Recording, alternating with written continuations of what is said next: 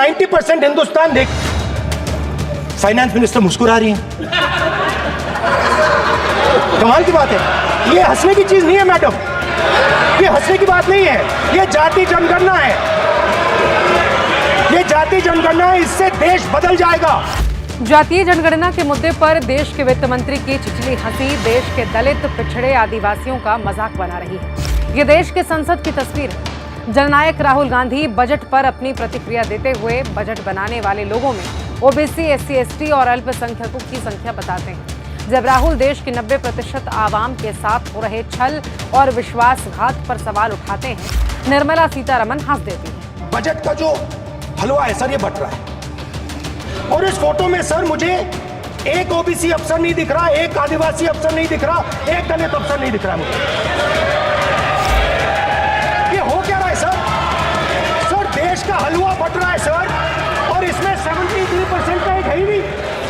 Sir ये आप लोग हलवा खा रहे हो और बाकी देश को हलवा मिल ही नहीं रहा है। देश के बजट को हलवा बनाकर करीबी मित्रों और एलीट क्लास के डाइनिंग टेबल पर परोसने वाली वित्त मंत्री की हंसी मजाक नहीं है, ये मूर्खता है, बल्कि घातक है। कुल 20 अधिकारियों ने देश का बजट बनाया है, उसमें से केवल एक ओबीसी है, एक माइनॉरिटी है, दलित 0 है, आदिवासी 0 है, लेकिन 18 अधिकारी ऐसे हैं जो एलीट समाज से आते हैं। 20 अफसरों ने हिंदुस्तान का बजट तैयार किया है, मतलब हिंदुस्तान का जो हलवा है 20 लोगों ने बांटने का काम किया है। अब स्पीकर सर, उन 20 लोगों में से 90% लोगों में से 90% लोगों में से सिर्फ 2 हैं, एक माइनॉरिटी और एक ओबीसी, और इस फोटो में एक भी नहीं है, मतलब फोटो में आपने पीछे कर दिया। राहुल ने जब 90% आबादी की हिस्सेदारी की बात की, तब हलवा बनाने वाली वित्त मंत्री की उपेक्षापूर्ण प्रतिक्रिया ने भाजपा की मंशा, मानसिकता और नीयत से पर्दा हटा दिया है। भाजपा का असली चेहरा सामने आ गया है, वो चेहरा जिस पर खाल पहनकर नरेंद्र मोदी खुद को पिछड़े का बेटा बताते हैं।